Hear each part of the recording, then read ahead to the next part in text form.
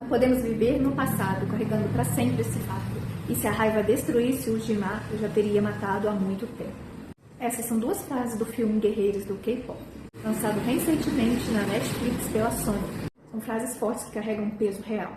Esse é um filme de desenho infantil e carrega temas muito sérios, com mensagens muito profundas e filosóficas, e vale muito a pena assistir. O filme é lindo. E traz também lições e reflexões para as mães, para a nossa vida e para aplicarmos na criação dos nossos filhos. O filme fala de 3 cantoras que também são caçadoras, que buscam eliminar o mal causado pelas más influências do mundo. A primeira delas é a Zoe, que é uma personagem que parece muito segura de si, mas quando olhamos de perto, dá pra ver que ela carrega um peso emocional enorme. Teve que equilibrar os países diferentes, Coreia do Norte e Estados Unidos, separados por culturas diferentes, divididas. No filme aparece uma mão feminina puxando para um lado, uma mão masculina puxando para o outro. Ela teve que se dividir por causa da separação de seus pais ou da cultura diferente. E ela teve que equilibrar, por mais que pareça empoderador. O impacto foi oposto, ela acabou se perdendo de si mesma, tentando agradar os dois lados. Dr. Han diz pra ela: você sempre quer agradar até demais. Isso bate fundo porque a Zoe representa a galera que cresceu tentando ser a filha boa, a boa amiga, tudo ao mesmo tempo, e acabou esquecendo quem realmente é. Muitos jovens passam por isso, tentando manter uma aparência perfeita, carente de atenção, mas sem saber como pedir ajuda.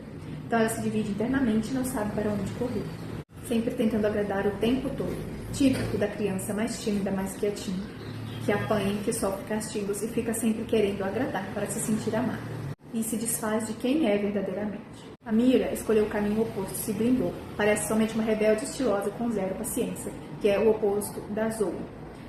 Zero paciência para regras, mas na verdade aquilo é um retrato de quem já tentou se encaixar. Mostra o tipo de dor de alguém que vem de anos ouvindo que é problemática demais, barulhenta demais, teimosa demais. A Mira internalizou tudo isso e virou aquilo que esperavam dela. Como se ela dissesse: se é isso que vocês enxergam, beleza, vou ser exatamente isso, só que do meu jeito. Representa a jovem que cresceu ouvindo críticas o tempo todo e resolveu parar de pedir a aprovação que ouve dos pais, que é rebelde quando na verdade só está tentando se defender de um mundo que nunca deu espaço para ela ser quem ela realmente é, para se desenvolver de verdade, com paciência e acolhimento. Isso fala da importância de não rotularmos os nossos filhos. Eles não são desobedientes, inquietos, impacientes, eles estão vivendo uma fase. Cabe a nós ensinar e não rotulá-los. A história da Rumi é uma das mais fortes de guerreiras do K-pop. Desde pequena ela tinha uma missão, afinal ela é filha de uma das maiores caçadores e estrelas do K-pop e foi criada para ocupar o lugar da sua mãe. Mas será que ela queria isso? Ou melhor, será que ela se achava capaz? Ela cresceu sentindo que jamais poderia brilhar tanto quanto a mãe. Ainda mais por ter nascido meio demônio, ela acreditava que era um erro, que aquele poder dentro dela não era digno. A letra da música: essas marcas não vão me assombrar, serei apenas o que enxergo em mim, mostra quanto ela acreditava que as marcas eram um erro, um fardo. E quando ela diz para o Jinu, quanto mais ela escondia essa vergonha, mais ela crescia dentro dela. Até que um dia essa culpa começou a destruir a única coisa que dá propósito a ela, a sua voz. Isso é muito simbólico, porque mostra como o medo de decepcionar e a vergonha de como a gente é pode sufocar. Dr. Han diz para ela: você tem muitos muros te cercando e focar em uma parte te faz anular as outras, te deixando isolado emocionalmente. Isso vale para qualquer um que já se cobrou tanto e já se perdeu no processo. Fala claramente quanto é nocivo esconder as nossas sombras, os nossos pensamentos errados, negativos, esconder as nossas falhas, quanto isso nos sufoca. Por isso não devemos castigar os nossos filhos, pois o castigo ensina exatamente isso, que errar é ruim, que não devemos mostrar os nossos erros, senão vamos apanhar, vamos sofrer. E a criança vai se afundando cada vez mais, os pensamentos negativos vão dominar. Aí chega o refrão de brilho: vou voar tão longe, onde toda dor se cure, onde todo brilho perdure. É mais do que uma música. Elas não querem vencer só os demônios do filme, querem vencer os demônios de dentro. Quando falamos demônios, não é no sentido literal, é figurativo. São os problemas que ficam na sua cabeça, as vozes na sua cabeça, que nunca param de falar. Tipo o anjinho e o diabinho brigando o tempo todo. Todos nós temos essa voz, não é problema tê-la. O problema é quando a voz negativa fala mais alto, quando ela domina o que a gente pensa e a gente começa a se fundar e achar que somos aquilo, que somos os nossos erros, que somos os nossos pensamentos ruins. E essas vozes são construídas de tudo aquilo que vivemos e ouvimos da nossa infância, dos nossos pais, principalmente. E aqui vem a história também do Jinu, que estava na pobreza vendo a família passando necessidade. Nos adultos, isso tem um peso muito grande, Pois não é só pensar na gente, tem a nossa família, os filhos, queremos sempre dar o melhor para os filhos. Aquele sentimento de se sentir insuficiente, de não poder dar o melhor. Muitas pessoas se identificam com esta parte e podem ficar igual ao Jinu, olhando para trás, para os erros do passado, aqueles que carregamos no peito, como se fosse uma pedra impossível de largar. Às vezes quem sofreu já esqueceu e nós mesmos não conseguimos nos perdoar e não conseguimos seguir em frente. E o filme fala muito sobre isso, querer carregar a culpa sozinha, sem compartilhar com ninguém, sem se perdoar. Coisas que às vezes nem é sua, às vezes vem dos seus pais. Ela fala para o Jinu, esses males são os demônios falando. Você não é isso, é o seu lado negativo falando. E você precisa vencer isso. E esse filme traz essa mensagem, que é possível sim vencer essas vozes negativas que muitas vezes ouvimos. Crianças e adolescentes ouvem muitas dessas vozes e muitas vezes o que eles precisam é de um pai e uma mãe que tenham uma escuta ativa, que possa acolher mais, ouvir mais, julgar e criticar menos, reclamar menos. Outra frase trazida pelo Jinu: se o ódio destruísse o Jinu, eu já teria matado ele há muito tempo. Serve para tudo na vida, porque temos momentos que estamos tão cheios de raiva e rancor que acho que isso vai ser suficiente para vencer. E isso machuca mais, a raiva, o ódio só machuca, corrói e destrói mais. Quem vive esse tipo de relacionamento com a família sabe que é verdade. E isso fala muito também sobre a raiva na hora de educar, de corrigir os nossos filhos. Com palmadas, com castigos. Isso sempre está ligado à raiva e ao ódio. Isso não educa, isso não ensina. Isso só fere mais a criança e ensina ela a se afastar, a se esconder. Esconder os seus erros.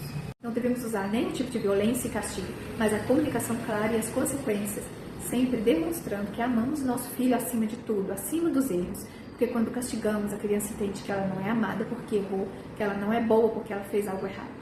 E essa não é de longe a melhor forma de educar, mas sim a pior. Nunca devemos educar uma criança com dor, com sofrimento, mas mostrando a consequência dos seus atos. Ela não tem que sofrer pelos erros, mas ela tem que aprender com eles, aprender as consequências e a como consertar. E digo mais, quando batemos e castigamos nossos filhos, eles entendem conscientemente que não são amados quando erram. Ou ela aprende, pior ainda, ela aprende a associar o amor com dor. Associa que o amor é sofrimento. Isso fica bem forte naquele trecho de Letal. Essas marcas no teu corpo ditam seu destino. Como se ela estivesse lembrando o tempo todo que ela é um erro. Como se tudo que ela fosse, tudo que ela fez tivesse manchado. E fosse um erro, como se não tivesse saído. E quem nunca se sentiu assim? Mas o mais bonito é que Guerreiros do K-pop mostra que isso não precisa ser verdade. Que as marcas não definem ninguém, os nossos erros, o passado, não definem quem nós somos. E que o ódio não é o único caminho. Por mais difícil que seja, dá para transformar toda a dor em força. No final do filme, uma das músicas traz essa frase: não devemos viver no passado, carregando para sempre este fardo. Essa frase toca direto no trauma, na dor, no peso que cada uma delas traz. E adivinha, todos esses traumas e dores vêm da sua infância. Só que esse passado não precisa definir quem elas são. Elas podem ser livres. Rumi passou a vida acreditando que era um erro, porque era metade demônio. Porque eu vi aquela voz repetindo que era um erro desde o dia que nasceu. Isso pega muito nos filhos, que os pais pensaram em aborto e carregam esse sentimento pela vida inteira, que vem desde lá do ventre e fica na sua vida para sempre, até você parar, conversar e se curar e resolver, com reprogramações mentais, terapias e etc. Até que a Rumi vai até a sua tia e diz para ela que você nunca me amou como eu sou, que ela não consegue aceitar ela como ela é. Então ela carrega essa dor de não se sentir aceita pela sua tia, que a fez esconder esse segredo, e pelas suas amigas, quando elas descobrem esse segredo.